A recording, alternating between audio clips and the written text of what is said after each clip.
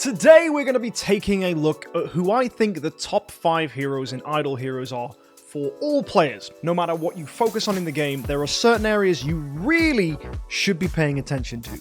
Aspen Dungeon, Tower of Oblivion, Broken Spaces, and the Void. You'll notice I haven't mentioned PvP here, because PvP just isn't that important compared to these other game modes, because it gives so much more rewards to focus on the Void, or to focus on Tower of Oblivion and get that cleared, or to focus on Seal Land and get that cleared early, than it does to be good at PvP. Now, PvP is something for heavy spenders as well. You've got to bear in mind you have to spend to stay relevant in PvP, so it's very difficult to compete. That said, it doesn't mean Guild Wars is useless, and it doesn't mean that the different arena modes aren't going to give you great rewards. They will.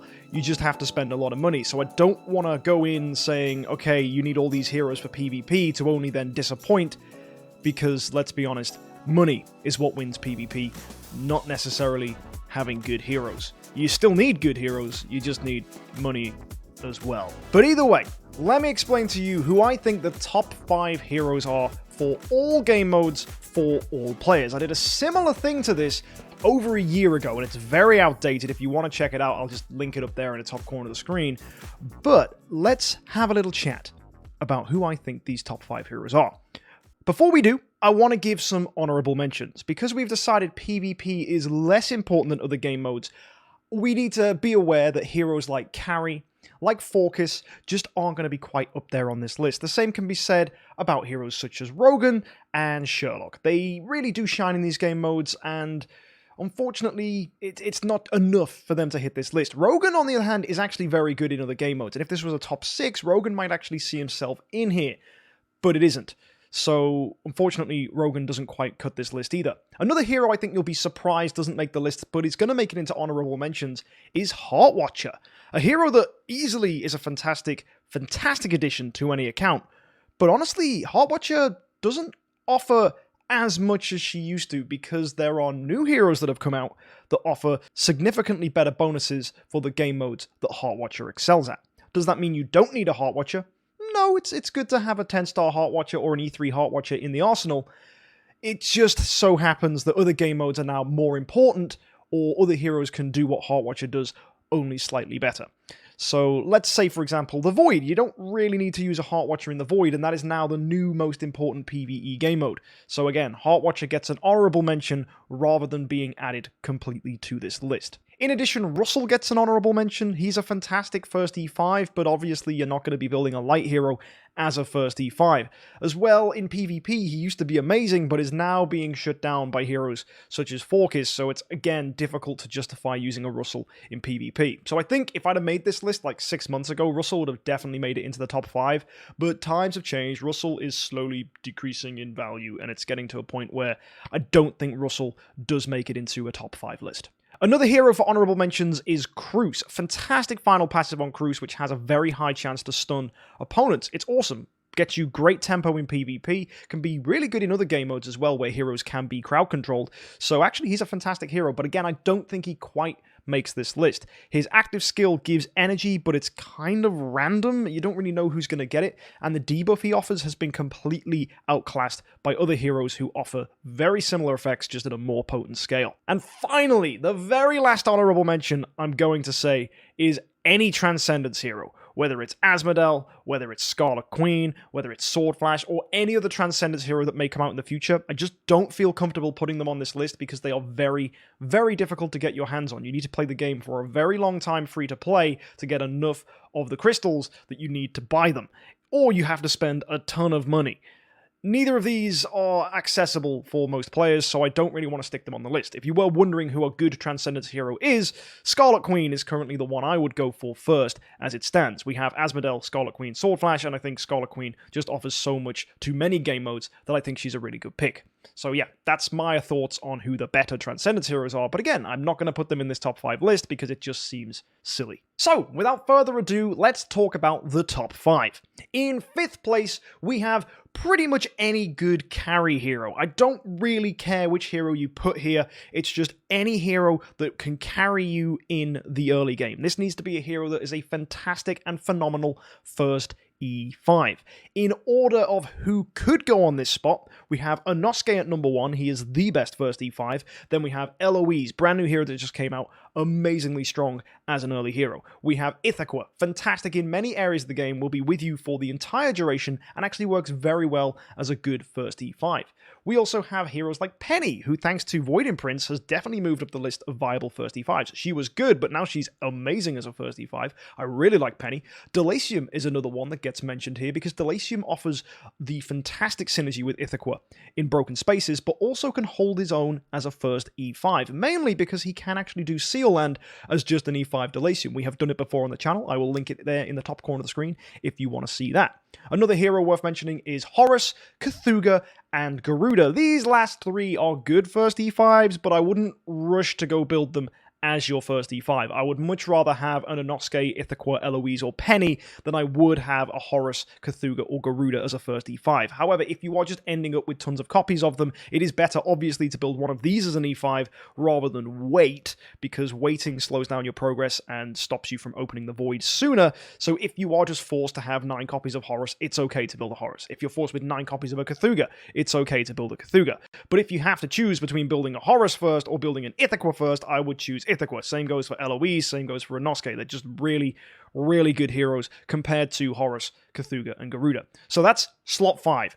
5th position on here is any good first E5. And I want to stress that, guys, if you're new to the game and you're watching this video, building a powerful first E5 will help you massively. If you want to see a video that's going to teach you how to do that, I'll link that in the top corner of the screen. Wow, we've linked so many videos today. In 4th place, we have a hero who is capable of just transforming your progress in broken spaces. This is where I would have put Heartwatcher, but instead Drake offers so much more for PvE.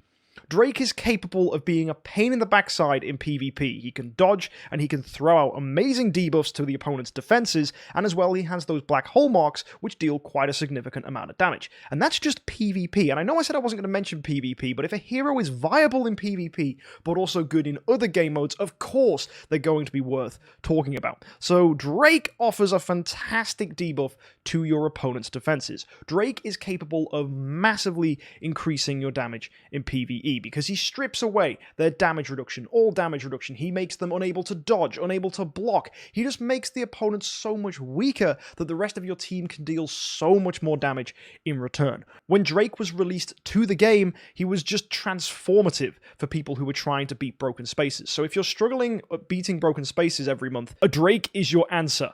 He is just such a strong hero and can be paired with many others to just make heroes that were pretty lackluster in PvE just able to deal a lot of damage. A Drake plus a PvP lineup can probably clear broken spaces. It's just so strong to see Drake in action, and I love him. So if you guys are curious what a good dark hero to go for is, Drake is definitely one to consider. In 3rd place on this list, we have a hero who has been a very controversial one. She offers healing, which is nice, but gets ruined by Amun-Ra. However, she also has the ability to give energy to your team. That's right, it's Ignis. Ignis is capable of feeding energy to heroes after she dies, and also whenever she gets an active skill. This ability alone is phenomenal. It just increases the amount of active skills your heroes are doing. And unlike Cruz, Ignis's ability to give energy can be targeted. You just have to stick her next to the hero, and she will give them energy. This is super powerful, because you can make heroes have an active skill round 1, then round 2, or you can make them have a different artifact, such as a Punisher of Immortal, and then still get an active skill round 1 by using an Ignis that is quicker than that hero. So Ignis is definitely a hero worth considering for your team. Even at 10 star, she's capable of dying and giving energy to your heroes, which makes them more powerful. If you look at someone like Ignis and just think of what she can offer to your team, she can make you more powerful in Tile of Oblivion, she can help clear Abyss Seal Land, she is also fantastic in the Void, she can help you in PvP, and she can improve your damage in broken spaces. She is just hands down one of the best, if not the best, support hero in the game, and I think a lot of you, if you haven't already got one, should seriously consider an Ignis, because having an Ignis will make you have a much easier time against many stages in the Void, and trust me, that's something you want to focus on. Number 2 on this list is a hero I absolutely adore. I've thought she's great since her release, and she offers some really unique and interesting abilities. It's Amun-Ra. Amun-Ra's active skill gives bubbles which turn damage into healing. This can protect you against a lot of horrible effects and keep heroes alive. It can protect heroes like Inosuke to help them get shields up sooner, which will keep them protected and safe. We've seen us do it in our Inosuke cheese videos. Amun-Ra is fantastic. Not to mention she's useful in the Void, she's also useful in things like Tower of Oblivion. In Seal Land, she's pretty much compulsory to help you beat Dark Seal Land. As well, in other game modes such as Broken Spaces, she can protect you against really nasty opponents, and her Healing Curse along with Bubbles is phenomenal in PvP. Amun-Ra just offers so much to so many game modes that it would be foolish not to put her in a top 5 list for all players, because in pretty much any game mode, you can have an Amun-Ra on your team and do absolutely brilliantly. So yeah, if you haven't got an Amun-Ra, if you're considering picking one up, I definitely encourage you to do so, because she is probably my favorite dark hero in the game. And finally, guys, that brings us to number 1 on this list. The hero I think offers the most benefits to so many different game modes. A hero that can be phenomenal in Tower of Oblivion, can just clear Aspen Dungeon on their own, can offer you fantastic ways of clearing waves in the Void, and can help you a massive amount in PvP. It is Tix. Tix, I think, is the best hero in the game right now. And I know that might be a controversial opinion for some, because some of you would go, well, I think Inosuke is the best hero in the game. I just think Tix is better. Tix offers so much more for every game mode. Tix can clear Tower of Oblivion very easily. Tix can help you just basically go to death 100 in Aspen Dungeon on his own. That alone makes him one of the best heroes in the game, just because if you are higher in Aspen Dungeon, the level you can take your heroes to is higher, and a Tix making this really easy is just phenomenal. Is Tix a good first E5? Not really. You do need some imprints under your belt to really see the most out of Tix. But at some point in your Idle Heroes career, you do want to get your hands on a Tix. He offers you protection because he steals the opponent's attack. He offers CC through Silence and Horrify in his active skill, which is amazing. When he dies, he deals a ton of damage, which can be abused in Inosuke Cheese teams. He is just a fantastic hero that can do well in the Void, in Aspen Dungeon, in Tower of Oblivion. He can help debuff the opponents in Broken Spaces to improve your survivability. He is just a great hero that can help you everywhere. Not to mention, he is fantastic in Shadow Seal Land if paired with the right heroes, or even if you just lose itty-bitty Tixes, because itty-bitty Tixes will also help your survivability. Tix is just so versatile. I love him, and I think every single Idle Heroes account should consider building an E5 Tix. I have 2 of them, and I'm telling you guys, one of them is Void 4, and I pretty much use him for everything. I love my Tix, and I have to encourage you guys to go and build one, because Tix, in my opinion, is currently just the best hero in the game. Quick caveat, I am aware that statement, Tix is the best hero in the game, is going to instantly make a lot of you go, oh, what about Transcendence heroes? Yes, okay, Transcendence heroes are better.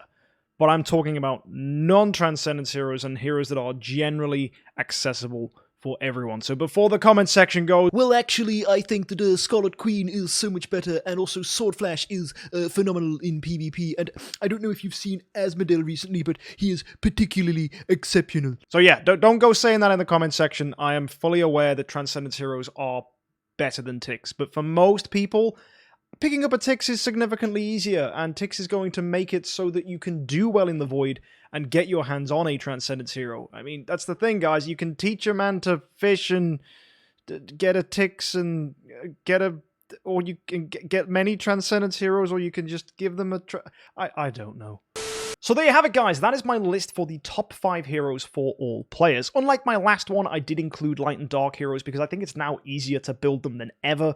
And also Transcendence heroes are the new echelon of out-of-reach heroes. It's much easier to build light and dark heroes, and I think Drake and Amun-Ra are just so powerful that they needed to be in the top 5 list. If you guys have any other thoughts and opinions, put them in the comments section. Let me know what heroes you think I missed, what heroes should have been put in the honourable mentions, or whether you think some of our heroes should be moved down, and whether our honourable mentions should be moved up to higher on this list. I'm really curious because I'm aware there's a lot of subjectivity to this kind of thing, and I'm just making this to help new players look at heroes, evaluate them, and go, okay, this one's going to help my team. And in my opinion, I think Drake, Ignis, Amun-Ra, and Tix are just going to help every account, and we all know how crucial and important it is to have a good first E5 hero that can carry you in many areas of the game. So that's why I made this list. Hopefully you guys find it useful, and if you want to catch more content like this, or even more top 5s that I plan on making in the future, be sure to hit that subscribe button, and if you want to catch my content live, join us at twitch.tv/MKxJUMP. Until next time, guys,